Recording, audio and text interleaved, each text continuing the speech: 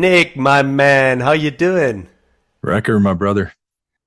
Yeah, what? That's it? You're not Oh, asking me wait, how I how are am? you? I mean, what do you want? You always say, how am I doing? I'm doing good. When have I ever been anything other than excellent? You always say good. You always say good, and you always tell us how what blessed life you live, which is true, by the way, like so It true. is true. Um, And then you always tell us how you're abusing your poor children in the most, like, where are they now? Are they, Hey, oh, they're I was sleeping actually now. no, they're sleeping now. One of them is still up, but I was actually expecting a little bit more of a pushback of a shitstorm when I said like, Nick, fuck, man, I couldn't prepare because I had the kids and put them in front of the television. But everyone seems to think that's completely fine at 3 Yeah, p.m. in of the course. afternoon. Well, Universal we're babysitter. universal babysitter. Yeah, exactly. Friend, lover. Anyway. That's a quote from The Simpsons. Hey, we were recording this in the evening, so not our usual time. So normally, people, you get the grumpy, cranky 8 a.m. Nick Parenti with a cup of coffee. Now you get the hyper excited Jan at 9 p.m. where he has a bit of spare time in the evening. And it's the middle of the day for Did you. you crack a glass of wine? No, A bit? no, I did not. But you know why I did not? Because I Why? did last night. we know we The gotta night we gotta before? we gotta paper accept it. And I'm always telling everyone to say like, look, you gotta celebrate the extraordinary. And it is extraordinary. It is not ordinary to have a paper go through the first round, you to submit a revision, to get a paper accepted, of course. You do need to celebrate. Don't put it off. Don't say we're gonna, have a beer when we meet in 3 years or whatever. No, just go sit down and say like, gee, that's good, like celebrate a little bit. So anyway, so I did have a glass Yeah. of wine last night, which means not tonight. Yeah. Elena Karahana, I used to work with her at Georgia, and she had this thing where whenever you have a little accomplishment, you can have an M&M An M&M. because there's no actual external reinforcement. Everything you do gets rejected, or so you give yourself a little a reward. Well, Circa Yafaba, I probably shouldn't say this here on the podcast, but she has a variant of this. She says, succeed to dress. Not dress for success, but succeed to dress. So what she does, apparently, is she gets a paper accepted, she buys herself a new dress. And Oh, have you seen wow. her? Yeah, like she has all these. She has a very peculiar fashion sense, I guess. She has all these very colorful dresses that she runs around. So I thought that was really I cool. should do that. Well, not with a dress, with some other article. Yeah. So you've been at AOM and you talk about AOM a lot, and we all know that I've never been. And yes, it's on my You're to-do going list. this year. It's Chicago. And that is actually, probably as good an opportunity as ever. Like it's Chicago. I love the Bulls. I'm still a '90s Bull fan, and I haven't been since '95. So gotta go, right? Anyway, so this is this story. This story I have heard from this year's AOM CTO division. Actually, it wasn't CTO. For this year's AOM, I've heard at least 5 people tell me the same story. So this is the story, and I want to talk about this. So apparently, I think this was in the strategy division. They had a panel on digital strategy or something. And there's all these hotshots Yeah. from strategy in the room. And some of the CTO folks like Kalle and others went as well and listened to this. And there's this panel, and they talk about digital strategy and what's different and competitive dynamics and, that sort of stuff. And apparently Kalle raised his hand on the panel and said, like, I just have one question. What does the word digital mean? And then apparently no one from the strategy division could answer that question, like at all. There was just blank silence in the room. So this is the story I hear. And the moral of the story, as it is being told to me, is like, what? Look at these strategy folks. They're on our turf. They don't even know what digital is and what this qualifier means. And, like, how dare they? They should come to us and learn from the Yeah. IS folks about digital strategy. And I'm listening. I've listened to this story, the same story, but at least 3 or 4 different people. And I'm saying, like, well, I've heard this before. This is this reference discipline identity crisis stuff we had for 20, 30 years. Always the same argument. Hey, I'm from IS. Please listen to me. I have something important to say. So, which was the same argument people made 20 years ago or 30 years ago, even in slightly different variants. It's always the same. I was like, I don't even know why, so put it bluntly, why do the strategy folks need to know about the word digital? Because assumes that there's something different about digital. Anyway, so maybe it's not. So anyway, so I wanted to talk about So this. here's where I would. So I get it. Yeah, and you're right. The same conversation, the same complaint has happened in various forms since I've been in our field, and Yeah. the complaint goes something like this: We in information systems are socio-technical. We're studying the most important phenomenon of our time, and these other fields are ignoring us, right? And in doing so, sometimes they'll recreate similar stuff in an inferior way, right? Now, here's why I think it's different now than it used to be. In the old days, like the 1990s, maybe the 1980s, we thought we were important, but we were kind of like those IT guys in the basement, right? Where, yeah, dude, you're important, but go away. We're dealing with the real business. You guys are down there dealing with pipes and bolts and whatever it is you people do in the basement, right? So it was more of like a petulant person in the basement pounding their fist saying, I'm important too. Pay attention to me, right? Versus now, I think that it is the most important thing and everybody realizes it. They're just ignoring the guys in the basement, kind of like in organizations right now, how the CEO might get a chief digital officer. They might just be CEO. You know, they do these things and they ignore the old CIO. And They why do do you ignore the absolutely. CIO? The Because the CIO is focused on SAP and security and and reliability. variant management and updates and security Yeah. and stuff. Yeah. Yeah. So it's like I'm not going to innovate my digital strategy with that person. No. I Yeah. need to do right. So I think it is different in that, you know, IS could be doing some of these things and could be a reference now even more than ever. But I don't think people look to us. They're just because it's a business issue.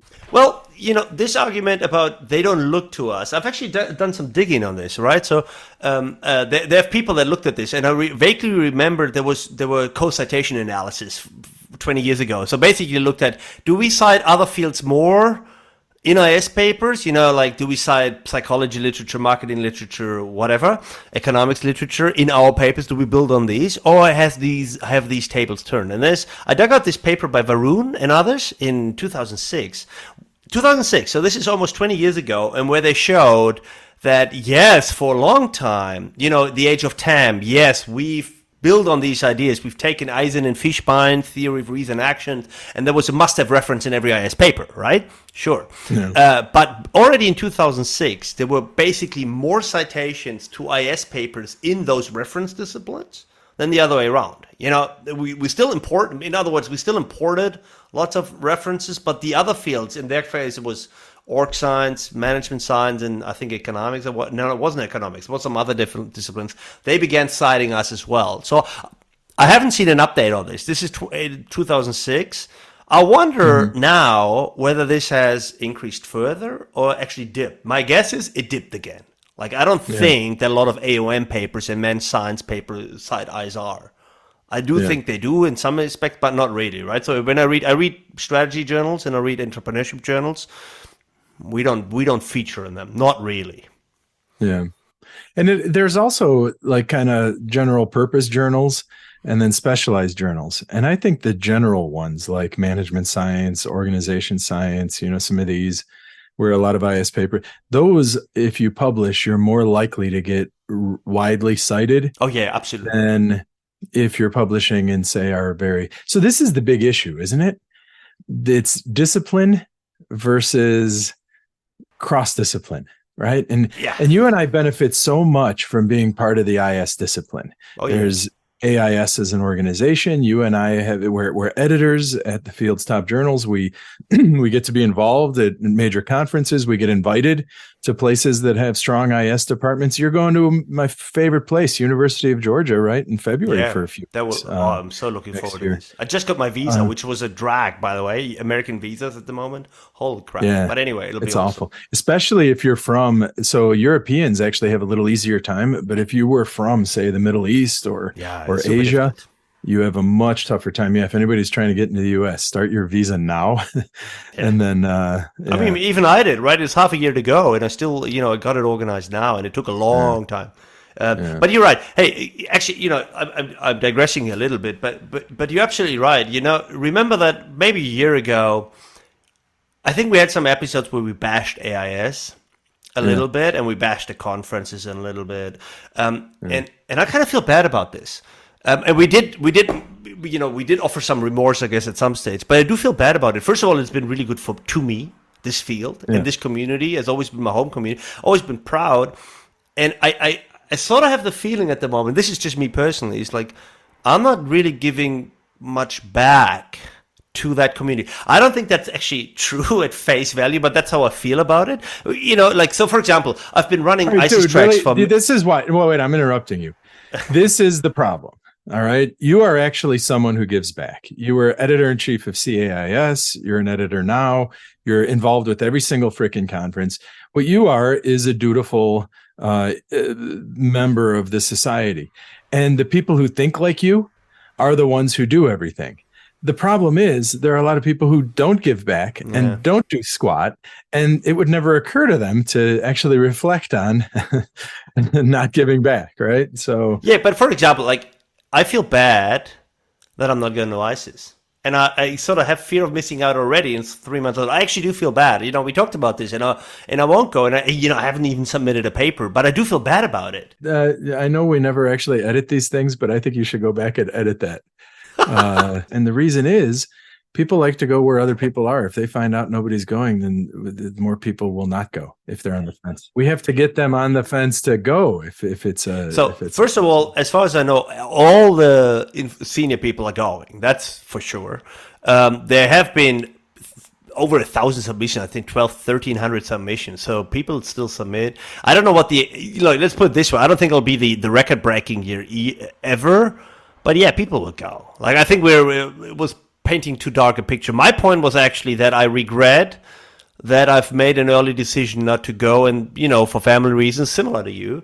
And I have been wondering in my mind whether I find a way of actually going because I miss it. Simple. Like I actually miss it. I went to my first conferences this year was the European conference. It's next door and stuff, and it was great to go. It was European, so it literally misses half the world, or three-quarters of the world or whatever. It was lovely to see everyone from Europe, and there are the occasional people from other regions, like Moni Deepa was there, which was great, and Shaila Miranda was there, which was great. But it's a European conference, of course, right? So I do miss that I haven't been to ISIS since Munich, which is 4 years ago, man. No So, way. Not no, since seriously, Munich? right? So the other ones were virtual, or I couldn't go because of COVID or whatever. And so yeah, it's not good. So I want to be very clear on this. It's not, we have a community. We need to go to the gathering places, to the water holes. It's important. Yeah. I think science it's very social. Well, and I think so. ISIS is our big conference, and really as members of the field. Like if you look at my career since I got my PhD, I would say I went to 4 out of 5 ISISes, right? I would skip about one every 5 years, right? As Okay. I was, the only reason I'm now being a little stricter is because my daughters are in college and I want to be home when they come home. I get that, and that's fair enough. It's similar to me. Like this is a phase of life thing, right? My kids are little; they will be grown up, and it'll be easier to travel. Simple. But if you think about it, the way I think about ISIS, so my two big conferences are ISIS and AOM. And I really wonder, because I think you're the kind of scholar that is very in the IS community, but then what you also do is make sure, like, you publish in entrepreneurship, you publish in other fields as well. So it's like you want to keep the most of your body in our field, but then you at least dip your toe outside of our field. And I actually think that's the key to how you started this conversation is, should we be a reference field for these other folks? I don't think it's their job to come find us. I think it's our job to tell them what we know that can move their knowledge forward in terms I they fully understand. agree. Yeah. It's not their job to come read MISQ. It's our job to read MISQ and go right to that strategy person in SMJ or AMJ or whatever. This is what you're missing by not dealing with the digital, right? We can't just be like, oh, you don't know digital? Well, you don't even know your phenomenon. Yeah, that's the wrong. I think instead saying, okay, you don't know, you're not attending to digital. We have. This is what we can say, and this is why it's meaningful. And it's our job to do that. I work with with Corey Angst down the hallway. He's published in Strategic Management Journal, right? I've published in Organization Science. You've published in a bunch of them, but including, I know that you have that couple of papers in the entrepreneurship journals, right? So I want to talk about this a little bit because I fully agree with you. So just last week or earlier this week, can't remember, right? So a couple of days ago, I was actually at an entrepreneurship workshop organized in Sweden by an entrepreneurship professor where all his entrepreneurship buddies came. And it's about this piece of work, a program of work, I should say, I've been working on with him on enablement. Doesn't matter. So why? Because we literally sat down the hallway from me, literally next door office, right? So we did this work and it's incredibly successful in entrepreneur. It really is. So they invited me to this workshop where I knew one person. I know this one person, and the other guys I have never met because they're all entrepreneurship people. Anyway, so it can be super effective. So this body of work is amazingly successful in this field of entrepreneurship, but in these journals and so forth. In IS, no one has heard of it. No one has ever used it in IS, I think, right? Yeah. So this body work. Yeah. So this can be a super successful strategy. Also, you realize on some level, it's the same thing. Like the conversation these guys have and the conversation we have, the way they write, it's all very similar. Of course, the topic is different. So, so it can be successful going out to other fields, but of course you need to, work with them, publish in their journals, go to their places. One more story on this. You've been there too, right? So ASQ and MISQ, they organized this symposium, right? On technology and institutions. Same idea, right? Bring the IS folks and the social theory sociologists together. I attended as well. 600 people attended. It was really nice, and they have curated like a blog basically about that too. But in this blog, they said, look, in 2001, they wrote this paper, Wanda and Steve Barley, they wrote this paper on what technology and institution can learn from another. That's what IS can learn from social theory can learn from IS. An argument that's obvious and makes total sense. And then they looked at what happened in the 20 years since. This is now 21 years later. Well, they found 35 papers in total across these two journals in 20 years. It's like one a year or 1.5 a year that did this. 9 of them were in ASQ and 26 in MIT. I just looked up these numbers, right? So that's why I know. So it's 30 papers. It's like people don't do that. We may all do cross-disciplinary work, but we're all very deeply steeped in our own discipline, in our own journals, in our own conferences, So people, by and large, they don't. I know that you do this, and I do this a little bit, but everybody else doesn't. 30 papers on technology and institutions in 20 years on an obvious topic. Right, but they're wrong, right? So these aren't two people who are like doing a thorough lit review, right? This is Steve Barley and Wanda Orlikowski. They have their handful of papers they read, and that's what they wrote about. They did it like a keyword review of the basket of 6 or 8 or whatever basket we have. Yeah, basket of 27. We will have a basket. So they didn't do that, and but on the other hand, they did point out, and I even think in their little written part of that, they did say, this is not exhaustive. These are examples, right? So it wasn't exactly the most exhaustive search, but yeah, you can do more, I suppose. The issue is the social theory people are not interested in technology.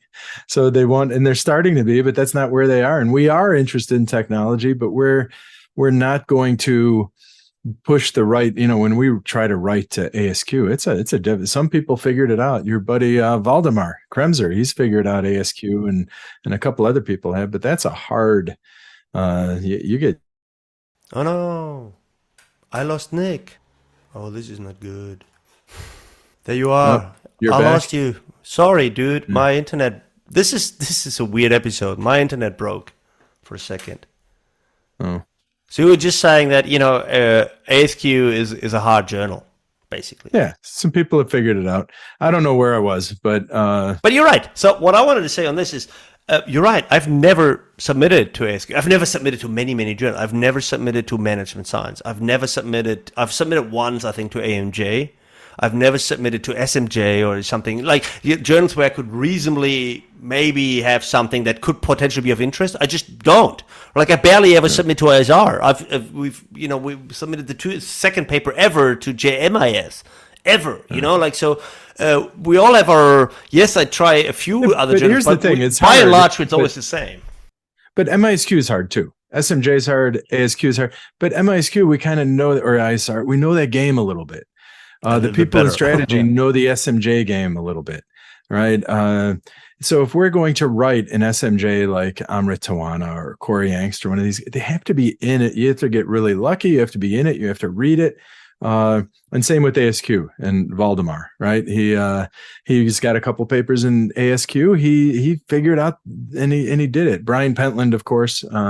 So it's hard, and it's hard enough to learn your own game, to learn your own game and someone else's game. But I think that this is my approach, and I think it's the same issue. We can't expect people in other fields to come find us and then import what's relevant to their fields. Maybe a couple of people in their fields will, but most won't. So we can't expect it. So if we really believe we have something to say to inform those other fields, we have to do the hard work of learning how the game goes in that other field and then bringing our work to them, right? And what I hear you saying is that we all need to go to AOM all the time, because that is the one place. I don't know of any other place in where they would all come together. Like, because it's not enough to write a paper in their journals. They have 20 journals, 1,000 papers. It will be lost. You need it. It's not enough anymore to write a paper and expect that people will read it. No, they won't, right? Because if that would work, then we wouldn't have to worry about putting in some other journals, right? Anyway, so you do need to go to their places, which means something like the symposium. I really like the idea of ASQ and MISQ. I like it. Why? Because they brought the people together for a couple of hours in one, in this case, virtual room. Probably not as effective. I also like the entrepreneurship workshop that I attended, but because we spent 2 days together. I sat next to Howard Aldrich, who's a big, I didn't know this guy. I knew a paper of his, but, I never knew he was this organization, environment, and, population dynamics kind of guy. He's amazing, this dude. Anyway, so that's how you meet people. That's how you make connections. You need to go there. And if I only ever go to my own place, I only ever meet Jason Thatcher because he's always there all the time. I learned that he was this German IS conference where there was one non-German. There were 600 attendees, one non-German attendee, and later I find out it was Jason. So here's I was at UT Dallas last week. They invited me very generously, and UT Dallas has this reputation. They have a big IS department. Historically, they've had kind of a reputation of being analytical modeling, right? Like economic theory. But I was there. I met a lot of their PhD students. They're doing everything, right? They have machine learning people, econometrics people, the analytical modeling people, they have people who do experiments, they have people who do all kinds of cool stuff. So it's a really vibrant group. And I was talking to them, and it seems like they do two things from my conversations. They'll go to Informs, and Informs has this SIST, ISS, which is the IS group for Informs. And Informs is, of course, the big operations management conference. And data science. I think that's what they call themselves, right? And then there's the data science track, right? And then they go to ISIS. And then ISIS, the beautiful thing about ISIS is they have WITS and WISE, right? And WITS is the design science group. It's like after ISIS. And then WISE is the economics. So my question, have you ever been to the Inform, SIST, WITS or WISE? I've never been to any of them. Ever. Well, I've never been to WITS or WISE, but I've been to Inform, SIST. But here's the deal. When you go to Inform SIST, and I would say the operations research and operations management folks, if you're a very kind of technical or data sciencey sort of IS person, there's overlap, right? If that's what you're doing, that's where a lot of it is happening. But here's the deal. When are you ever going to see what they're talking about in strategy? Let's say you're doing data science, but you're doing it in healthcare. When are you going to actually find out what other fields say about healthcare? When would they put you as a data science guy in healthcare on? And that is my argument for having like a two-pronged conference and publishing strategy, right? You go to SIST or Informs. You go to ISIS and WITS and WISE. That's your community. That's where you and I'll have a drink. And, it's the people we know. It's the game we're playing. And then I think you pick another one. And that's why, and I think in Europe, EGOS is the same thing sort of as AOM, just a lot smaller. I think so, yeah. And then Academy of Management has ethics tracks. They have a religion in management, right? No kidding. critical theory. They have, of course, healthcare, consulting, strategy, organization theory, human resources, right? But I'm probably missing half of them. It's the biggest conference in the world for me. But then it's like, if you're interested in ethics, go sit into a couple ethics sessions. If you're interested in strategy, go sit in some strategy sessions. There's technology and innovation management. They do a lot of similar things. And then what's really cool is there are these panels where they bring people cross-disciplinary together. So they've already asked me to be in a symposium which with two other senior folks who aren't IS researchers, right? Well, that's cool. Seriously, that is really cool. So I think it's one of those things where you need both the depth of your field and then you need some breadth. You have to have a second home where you're either pulling their ideas into our field or you're pushing our ideas out to their field. So there should be at least a toe of boundary spanning to people. And that's the only way people are going to adopt IS theories. And that's the only way IS theories will remain relevant to what they do. I agree. I always think it comes down to the people, these boundary spanners. You mentioned Brian, you mentioned Waldemar, like as people that have MISQ and ISQ sort of on their resume. Okay, there's Wonder, and I think Steve. That's it. That's 4 people. Name one more. I dare you. Seriously, like I think that's it. Like we know these people, but we always talk about them as if they're exemplars of a much larger group. No, that's the group. Do you want me to name them? I'll name them right now. I think Harris, Kiriakou with Robert Gregory and okay, Ola, they have AMR and MISQ.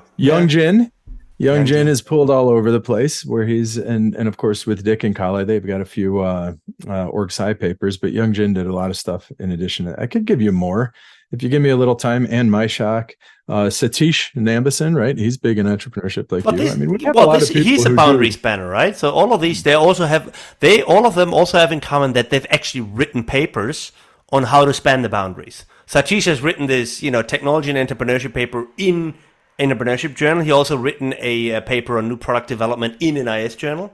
Youngjin has done the same. He's written on how technology and innovation management, TIM, what they can learn from IS. Yeah. And the other guys like An and others, they have been the field editors for Org Science, Management Science, the IS department editors. So these are key people. These are the people that actually spend about it. Literally, they write the papers. Amrit Tawana. Has a dozen SMJs, and he goes to the Strategic Management Conference every year. The SMS, and he's published, and he's been a senior editor in probably both ISR and MISQ. So I think the reason why there's actually only a select few. First of all, it's very difficult, right? It's difficult enough to publish in your own journal where you do know more of the game, you do know the literature better, you do know the conversations better. Like if you want to do this some other field, you literally double the effort. Twice as much literature, twice as many conversations, twice as many, like you have to do more to do that. So, and that coupled with the, Is publishing in management science, is that would you call that outside of our field or inside of our field? Because a ton of people have done that.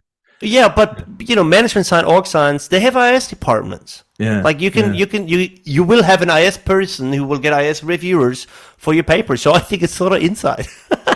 I think AMR is different. All right, I'll give you another person, Jerry Kane, with what he was doing with Sloan Management Review for all those years, right? He was like pretty much doing the IS papers in Sloan Management Review for quite a while. Yeah, he did that. Yeah, absolutely. Is he still doing that? I don't know. No, he's not. They basically stopped that.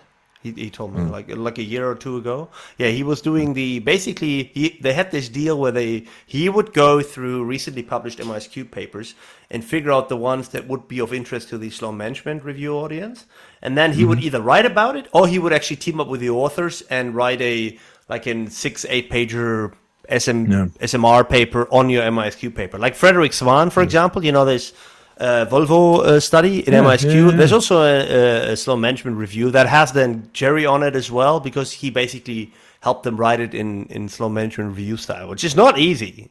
Writing these papers is very different. Really cool, but it's not easy. This is a different challenge. Yeah, so that's what I think so this is my commercial. If there are people managing their careers, you go to ISIS and you go every year. Now there are plenty of other AIS conferences, as you mentioned, ESIS, and then there's PASIS, and then those are good, but really ISIS is the one. Right? You want to hear my theories about the regional ones? What? I think they're gonna die. I No, think really? they'll. Why? Well, I think there will be two levels. Like you will need this one big global one. There's no doubt about it. And I like your idea of having two, right? Sort of one global one inside your field, one global one outside of your field. Like you Hmm. could be Strategic Management Society or whatever. Like or whatever. Yeah. Then I think you need a local one. Like this year, for the very first time in my life, I've been to the German IS conference, Hmm. Wirtschaftsinformatik. It's literally called that. It exists for like 30 years or something. And I was amazed. I expected like 150 people. There were 650 there, all Germans. Hmm. Everything was in And Jason German. Thatcher. And Jason Thatcher. It was funny because, at the start of every session, they would literally go and say like, hi, is there anyone here that doesn't understand German? No. Should we do it in German? Yes. Okay. And then everyone switched to German. It was awesome. Even the keynotes. Michael Roseman gave a keynote, which was great. But he's an Aussie. He's been living in Australia for 30 years. But even he spoke in German, which I don't think he has done like 4 hours straight in a He decade. doesn't even do it well anymore. No, He's no, he like, doesn't do it well. He was like an Aussie speaking German a little bit. Anyway, so there's 650 people, but people there told me that it used to be 1,000. So this is the German place to go. And I think that's important. It's a local community. There's stuff inside of Germany, in that regime, whatever. It's important that these people meet. What I think that the regional ones, AMSs, even ESAs, PAXs, I don't think they'll make it. Like, it's yet another conference. They're far away. You can do this shit via Zoom. The papers aren't great, seriously, and people, want to go other places anyway. So if we do your two-pronged strategies, I need to drop one other. Which one am I dropping? I'm not dropping ISIS, so I'll probably drop the European conference if I were to do that, Yeah. right? So I think Yeah. these ones will have it. They're already finding it tough getting attendees and getting them to show up because there's also calls to making it very inclusive and always having hybrid offering and whatnot. Yeah. So yeah, See, I don't know ESIS. I've never been there, but AMSIS is the one we have here in the US. And this is how I look at it. A lot of times people don't have the money, especially if ISIS is going to be overseas or something like that. Another thing is a lot of times people get rejected from ISIS, right? So they can't actually go to ISIS. And, maybe but they still want to be part of the community. They still meet. So you go to AMSIS. It's like the other one. Plus, it's a different time of the year. So plus I don't know. always thought it's a job market thing. It used to be a job market thing. They used to interview at AMSIS. No, I was interviewed at AMSIS and I lost. No, I honestly I haven't been to AMSIS in a lot of years, and No, I guess neither it's have I. fine. But for me, it's either ISIS, AOM, and then I have a third conference, of course, that I go to, and this is once every 3 years I go to HICS, which is phenomenal, right? It's It's phenomenal. Hawaii. I've only ever been once. I met you there for the second time or something. That's in my right, life. we did. Yeah, we did. So this is what I love about HICS. The thing I love about HICS is people actually go to the sessions. There you are in paradise. But sometimes at these conferences, how you present and it's like you and the other presenters and the session chair, and that's it. That never happens at HICS. And then you look around the room and it's a bunch of celebrities, right? Often, these aren't necessarily just PhD students from across the world. There are those, of course, the PhD students, but then there are a bunch of more senior people. I heard the rumor that it used to be the case that everyone took their summer or their winter vacation in conjunction with Hicks. So that's why everyone would show up and they'd bring their wives and kids or partners or whatever, and they would all go for a week and spend some days. But I agree with you, like the sessions were packed. Also, they got this really nice model where you don't present for 25 minutes and have 2 minutes for questions. You have like an even split, right? Like a 15 and 15. They have short presentations and longer discussions. Really? Yeah, it depends on the... That was my experience. Because I listened to your presentation on Taylor Swift, tweeting like Taylor Swift, yes. Yeah, that was a good one. Which another one of these Nick Parenti and others papers, which kind of looked interesting, and then nothing ever happened with it. There's only. Did you ever do anything with we that should have paper? sent that to a journal. But, Yeah. One day. There are too many interesting papers. It's fun to write the first version. No one wants to write the second version, right? That's the difference. Our associate dean of research just wrote this little memo, and he's like, you know what? Research at a high level is hard. And there are a couple of reasons. The first is because you can always be doing something else, like our podcast, right? You have research obligations, and you could always be prepping for your next class. You could do a review. You could do some reading. You don't have to do that. You could just keep postponing so the fact is you have to prioritize it and get it out the door. The second thing, you have to deal with so much rejection. right? Mm, I can't tell you. We were just talking off the air yesterday, you and I, yeah. where, I was giving you our computationally intensive theory construction stuff that I'm trying to push. People might look and say, well, why would you write that? You've only published a few papers in that. And the fact is, that's because you haven't seen the dozen Yes. that are now in various rounds and were revised and then rejected. It's like you see the tip of the iceberg. You see my research that is published. What you don't see is the iceberg, which is I know. all my stuff that I started, never sent out, published. They're in various rounds. They got rejected. And I got demoralized. So I refused to work Yeah. on it anymore. Or it had potential, and my co authors decided not to follow it up. There are some projects like that. And it's Yeah. like, And don't you there's a hate lot that? of, I hate hmm? that the most. That I hate the most. Like Yeah. something that we worked on, but it's not actually, it's not actually mine or my decision to make or something, and then someone else drops the ball, and I'm usually furious. That's the stuff that really gets on my nerves. Because I'm like, well, dude, you can't just like, because it never happens explicitly. It happens silently. It just doesn't get worked on, and then after a while, it's like, hey, look, this is dead, right? Yeah, it's dead. That was not It your was a call good to idea. make. Well, maybe it was a good idea, but we all put effort into it. Who are you? That's how I look at the world, right? Who are Yeah. you to just ignore that and just like, well, I don't want to work on this, and I don't care that Jan and others have worked on it too, right? So Yeah. anyway, so I know this is not fair, not true, and stuff like this, but that actually is demoralizing more than an idea that I try and I got rejected 4 times, and where I sit back and think, well, maybe the idea wasn't that good. Yeah. That's fair, Yeah. right? Well, I think the ideas are good. The idea and whatever, couple dollars will get you a cup of coffee at Starbucks, right? Ideas aren't anything. It's the Yeah. execution that matters. Like what you just mentioned, that tweeting like Taylor Swift. Stefan and I did that with a couple other folks, and it's a cool idea. It's about how people produce status in online, and we argued that academics and celebrities produce it in a Aren't very all that similar different. way. Yeah, exactly. Yeah.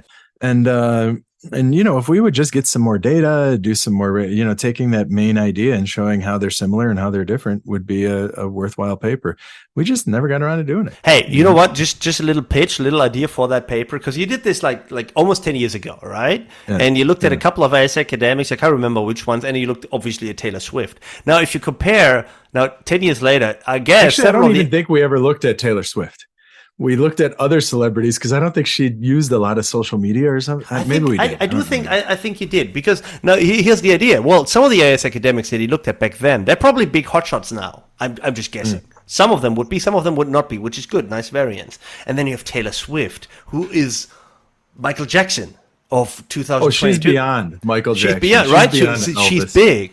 Hey, wouldn't that be cool that you follow that longitudinal trajectory of these two things with the data that you already had from 10 years ago, and now you get some more data now and look at how that status production is now different and whatever? Yeah. So I think All right. that's So let's derail here for a second and discuss Taylor Swift. All right, because I have two daughters, as you know, and they went to the Taylor Swift concert in Chicago this year. Did you go as So well?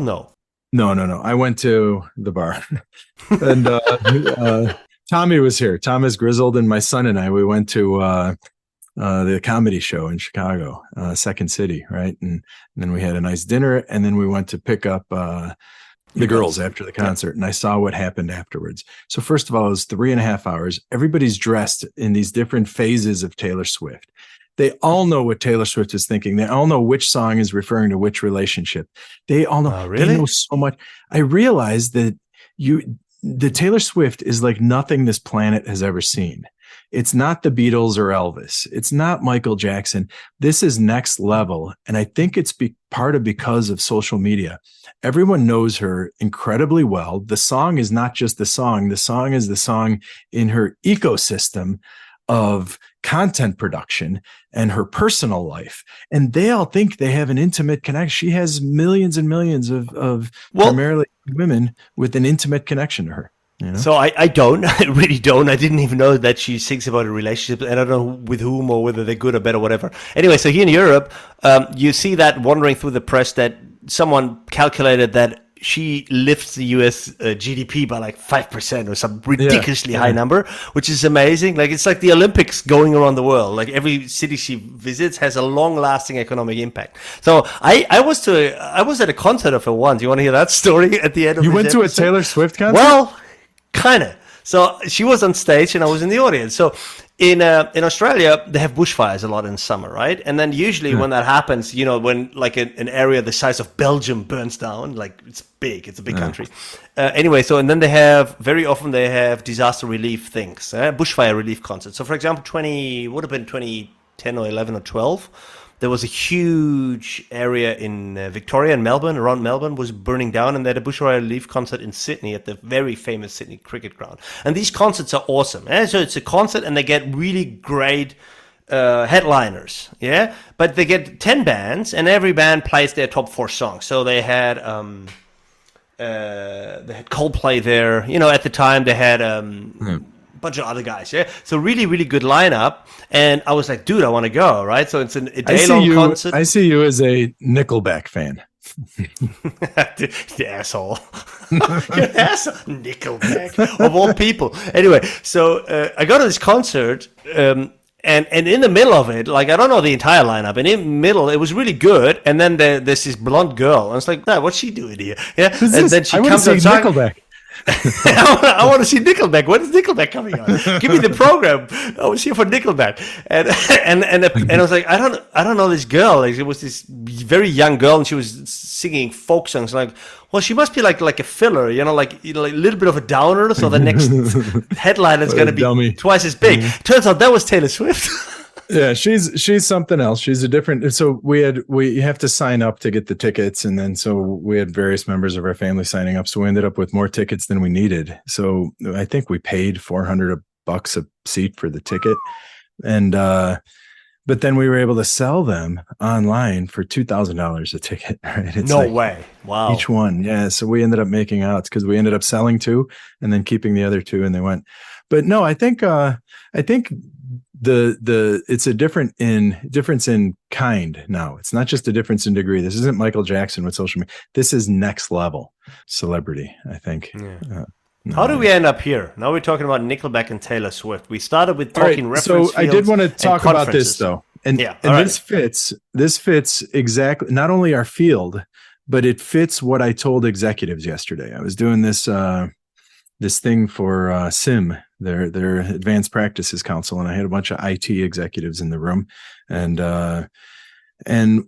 one of the things we were talking about is how people outside of IT are really annoying, and they should involve IT because they're making their own apps, they're doing their own things, and it's like, yeah, if you can get them to work with us and do it the right way, then it's okay. But oftentimes they're just ignoring us and they're going off and doing their things.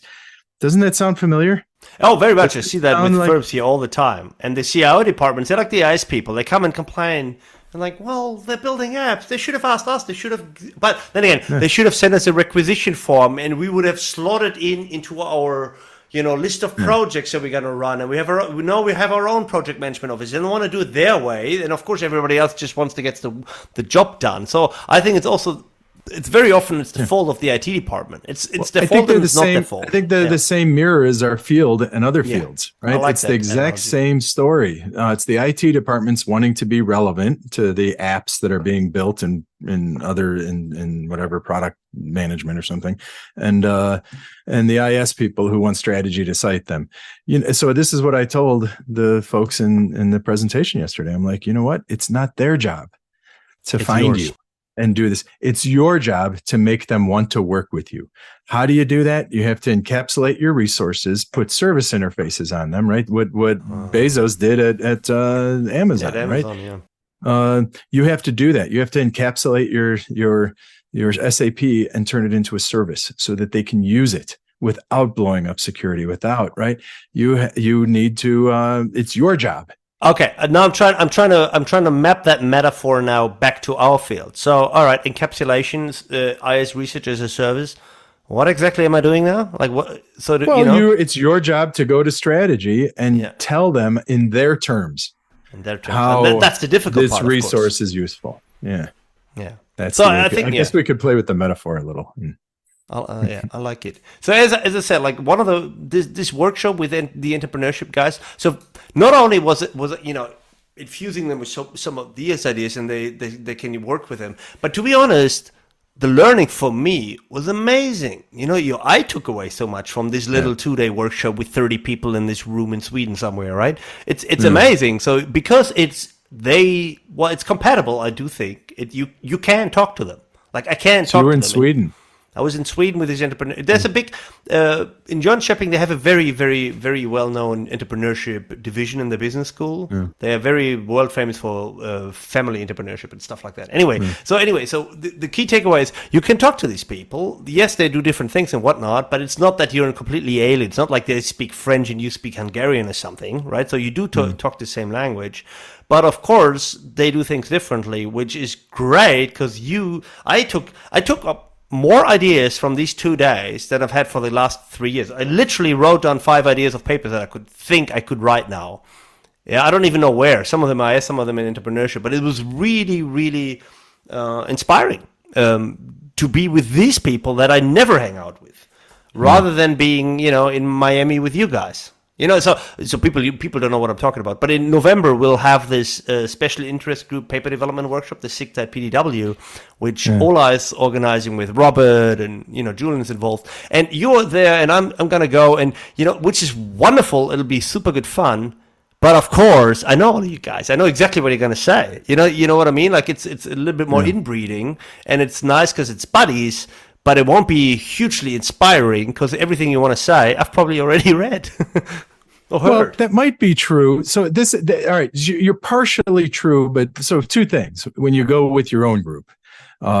One, you build the relation, like you and I have relationships from conferences, right? You build those relationships. And the reason I became friends with you is because you're friends with Stefan. I'm friends with Stefan.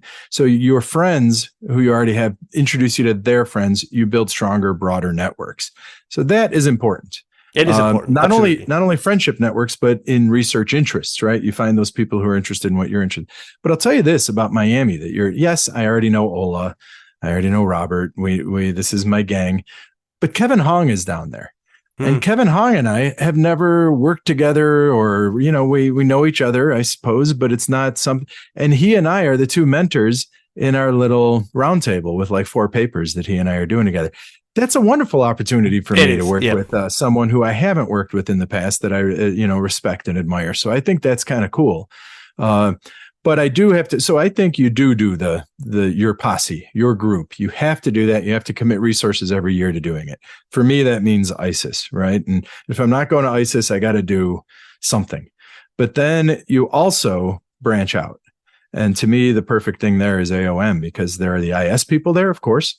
But then I can go Tim, I can go ethics, I can go look at some of the org theory stuff, the stuff that I like. It's like kid in a candy shop. I could just kind of I like this. I like this strategy very much. It feels like something that I should be doing. Really, like I feel you're speaking to me right now. But we often talk about the younger generation. Some of the episodes we do are explicitly for them. I was just, while you were talking, I was just thinking, well, Nick's advice, is that a good advice for someone that is on the job market, first, second year, tenure track, whatever? Because there I would say, like, well, what you want to do is you want to go do more of the Miami things. You want to go and build within your field, build the networks, learn that, etc. And then at some stage branch out. Or are you suggesting everyone to do that right from the start, from the get-go? Well, I've been going to AOM from the start, and there is the CTO division. So they have a junior faculty consortium. They have a doctoral consortium. So I think that can be a community. And I think a lot of PhD students get a lot out of it.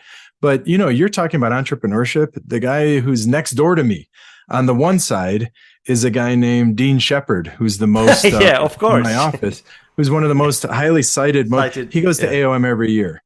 On the other side of me is a guy named Jason Colquitt. These are the two people on my two sides of my office. Jason Colquitt was the editor-in-chief of AMJ for a lot of years. And he's the guy who does justice and a bunch of ideas around human resources and that sort of thing. He's a huge celebrity, right? He's at Academy of Management every year.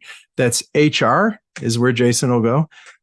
Dean will go to entrepreneurship. This is the caliber of person who go to that every single year in those other subfields.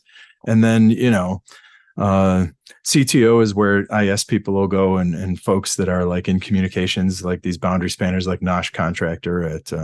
So I think that if you're a junior person and you want to see panels with these folks, you see symposia with these folks, know their students, you go to Academy of Management, right? It's where okay, so that's a good pitch for AOM, and you're probably right there. I was just thinking, like, I get some, sometimes I see students, so for example, digital entrepreneurship, they're saying, like, that's my PhD, that's what I'm doing. And I'm like, well, you can play in two fields. You can publish it in IS, you can publish it in entrepreneurship. Hey, you can publish it in AIMJ as well, right? So, anyway, but I usually tell them, like pick a community and learn how to get published there first.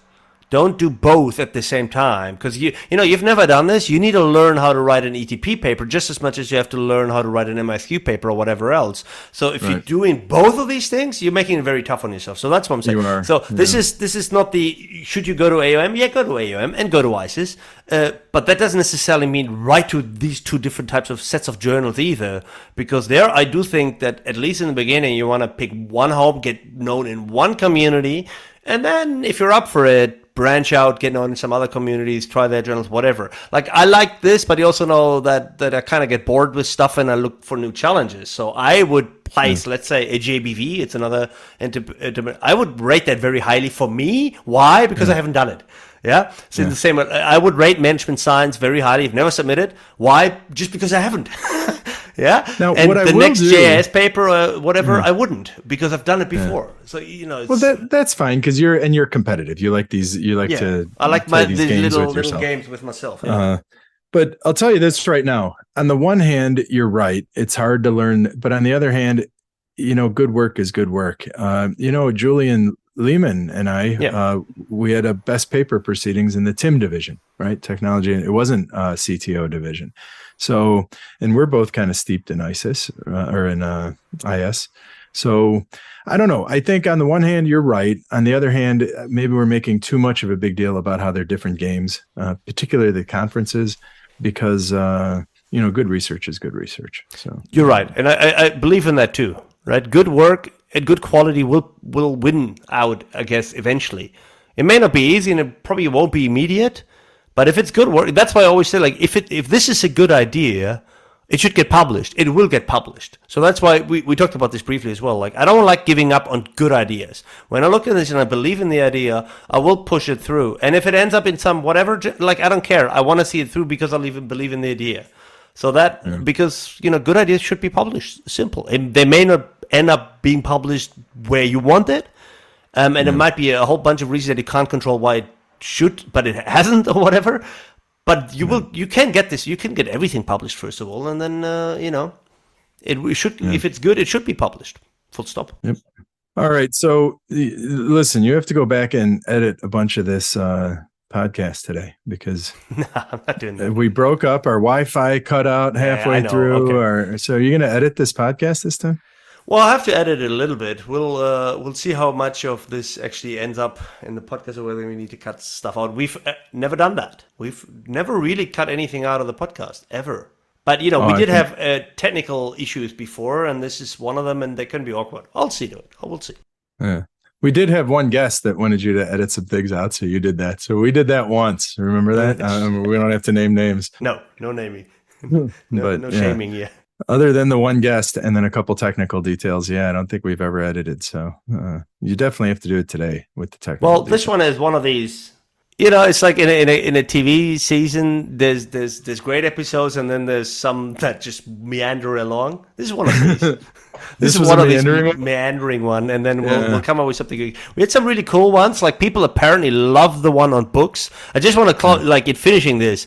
That was an episode where I was so out of my depth, because I didn't prepare, and I, vaguely remembered some of the books. And anyway, and you're much deeper in these things anyway than me. And to me, that was a difficult one to actually push the, go online button, go live, because anyway, but it was good. And people loved it. So that's good. Yeah. And then Johnny Holmstrom sent us a video of C. West Churchman, and I was so depressed. I mean, that was you meet your hero. And he's a drunk old bastard. Awful. He's a slow-talking, elitist, self. And drunk. I'm pretty sure he was drunk when he did this interview. Yeah. I think he was high. That wasn't even drunk. He wasn't like slurring. Yeah, but that was depressing. So I had to maybe go I should find put it. I should put it on the show. Maybe not, but it's in some weird internet archive. It's an interview with C.S. Churchman done in Sweden by some Swedish professor that I've never heard of in the 70s, and they literally sit on these two armchairs, you know, in with a shitty camera and stuff like this, 70s. And, yeah, he wasn't very coherent. Let's put it this way. It was unbearable. All right, Nick, this was a fun, like I laughed a lot. So this was a fun episode to produce. I don't know how good it'll be when it comes out, but we'll see. We were all over the place. Now, you know what you should do? This is another way you're going to edit today. I want you to take us out instead of our usual podcast thing, your favorite Nickelback song. That's how you should take us out. Go Nickelback right now. Okay, I like that very much. Nick, good talking to you as usual. Later. Cause we all just wanna be big rock stars and live in hilltop